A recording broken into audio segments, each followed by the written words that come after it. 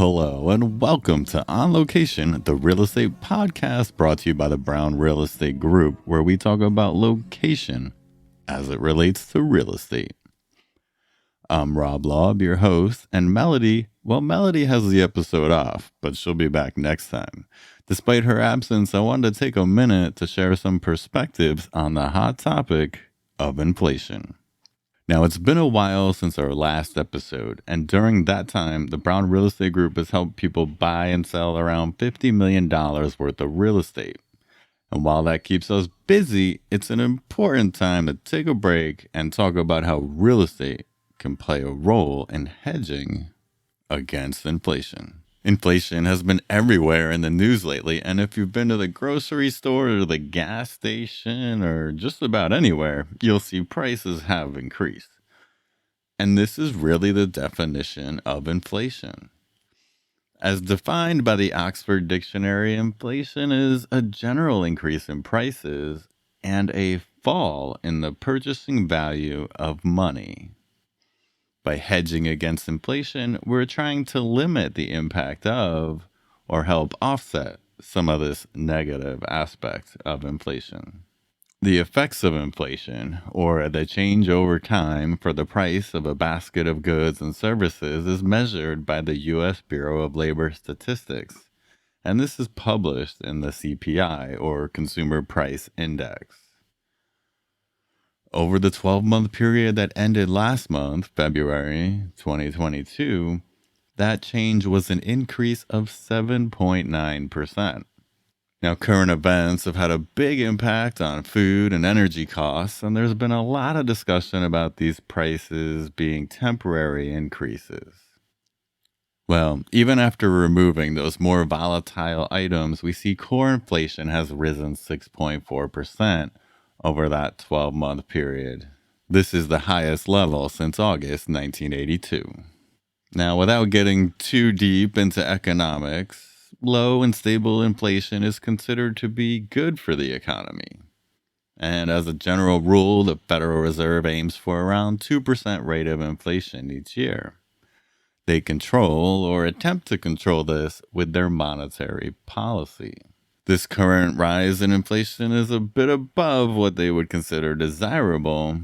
And adding to our earlier definition, Investopedia states that because inflation erodes the value of cash, it encourages consumers to spend and stock up on items that are slower to lose value. And that's what I want to talk about today. One of these items, you guessed it, is real estate. Real estate as an investment can take many forms. There is the income-producing real estate investments such as rental properties, both residential and commercial. There is also the increase in value of real estate, typically known as appreciation. That gain is typically realized when you sell a property or potentially if you use it as collateral to borrow money against it. So let's look at appreciation. There's a lot of debate as to whether the house you live in is an investment or a liability. I would argue that until you sell that home, it's a liability.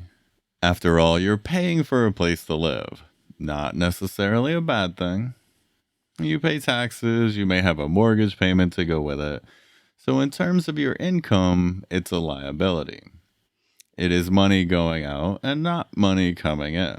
Nevertheless, aside from needing a roof over your head, there are many reasons why a home can be a good place for your money. And when I say a good place for your money, I don't mean under the mattress in your home. I mean the actual investment in your home. So one of these reasons is actually inflation. Your cash sitting in the bank or under that mattress isn't earning very much. In fact, it's earning less than the rate of inflation, even when inflation is pretty low. Therefore, your cash is steadily losing value and purchasing power. As inflation increases, replacement costs drive up property values. People need a place to live, and as Mark Twain put it, buy land. They're not making it anymore. So, as a commodity, your home is an item likely to appreciate over time, and inflation is built into that value. Beyond that, over the past 30 years, the median value of a U.S. home has increased by more than 300%. During that same time, the purchasing power of the dollar has decreased by more than half. This alone makes a compelling argument for placing your money in real estate, even if it is the home you live in.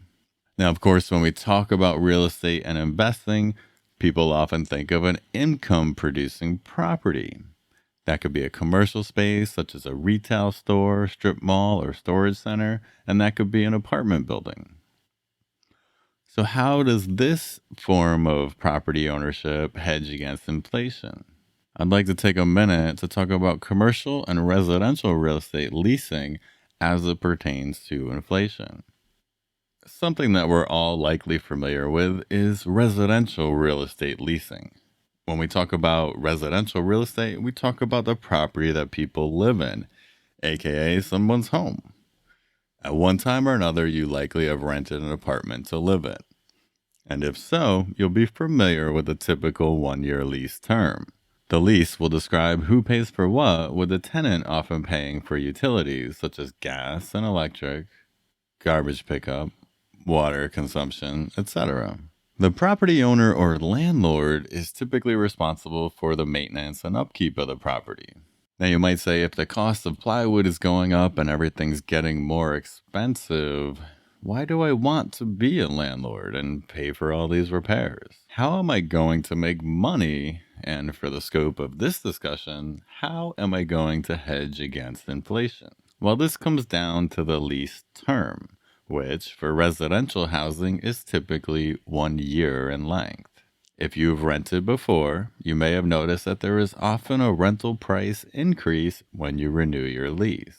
This is not the landlord trying to price gouge you, at least not typically. It's a necessary change to offset the increases in costs faced by the landlord, and they are justified by the current market for similar rental units. Now, some locations have rent control, which limits how much the rent can be increased during a set period of time. In these areas, a landlord may not be able to increase the rent sufficiently to offset increased expenses. So if you're looking to buy an investment property in one of these areas, you want to be more conservative in your projections and understand the local rent control ordinances. Remember, it's always about location. A quick side note here, the topic of rent control is one that is beyond the scope of this episode, but we will talk about it in greater detail in future shows. San Francisco, where my team is based, has stringent rent control laws, as do many urban areas and now even some states. Unfortunately, there is a growing trend for more rent control throughout the nation. I'll just say that your property rights are under attack. Now let's move on to commercial real estate. Commercial real estate is defined as real estate used only for business purposes. So this isn't the home that you live in. This is a property you're trying to make money with. This also includes residential apartment buildings of 5 units or greater. However, those apartments are leased in the same way a single-family home or small apartment building would be. So I've already discussed that and the 1-year lease term and such, and so we'll set that aside. Right now, I want to talk about offices, industrial spaces, retail, hotels, or even land, such as a parking lot. These leases tend to be longer in term, typically 5 to 10 years. Now, the obvious question is, wouldn't inflation be riskier over 5 or 10 years? And so when you have commercial real estate, how do you protect for inflation? Again, that comes down to the individual terms in the lease, not necessarily the length of the lease this time, but the other terms that are built into it. While you might have a gross lease where the tenant is paying a fixed rent and the landlord is paying all the other fees, similar to the residential leases, Typically, a commercial real estate lease is structured as a single net, double net, or triple net lease. Single net means the tenant is paying the property taxes in addition to a rental rate. A double net lease adds the responsibility to the renter of having to pay for the insurance. And then there's the triple net lease. You see this with many of the larger chains and such and the properties that they rent. For a triple net lease, the tenant pays insurance, maintenance, and property taxes. As you can see from the triple net lease and these other examples, the tenant becomes responsible for paying many of the costs that will vary with inflation. Also, in a commercial lease, there are typically periodic rental increases. So even though it's a 5-year lease, the rent may increase every year or so at a predetermined rate, or it may be tied to a particular index. The terms of commercial leases can be much more complicated than those associated with residential leases. There may be other costs shared by the tenants. For example, in a strip mall where you have a parking lot, the tenants will typically pay a percentage of the maintenance of the lot. For those of you in areas coming out of winter, think of the cost of snow removal.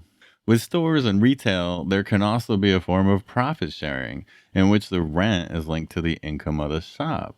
So as the price of goods and services increase, possibly due to inflation, the rental income would increase as well. All of this is to say that the many forms of real property can act to offset or hedge against inflation. You must structure your leases correctly, and you must maintain your property to help maintain its value. Of course, buying in the right location helps too. I hope this quick overview has been informative and look forward to hearing your feedback. Share your questions, comments, and experiences with us at podcast@reonlocation.com. And until next time, take care, be safe, and buy some real estate.